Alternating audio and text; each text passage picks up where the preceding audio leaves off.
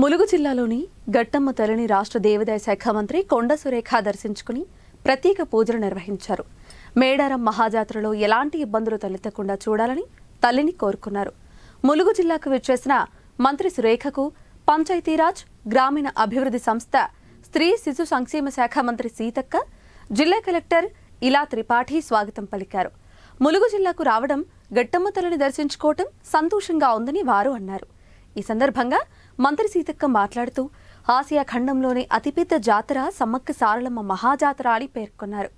జాతరలో శాశ్వత నిర్మాణాలు చేపడుతున్నామని, భక్తులకు ప్రథమ ప్రాధాన్యతగా అంచనాల ఆధారంగా 75 కోట్లు, మరో 30 కోట్లు కేటాయించాలని ప్రభుత్వానికి విజ్ఞప్తి చేసినట్లు తెలిపారు. తాత్కాలిక నిర్మాణాలు యుద్ధ ప్రాతిపదికన నిర్మిస్తున్నట్లు చెప్పారు.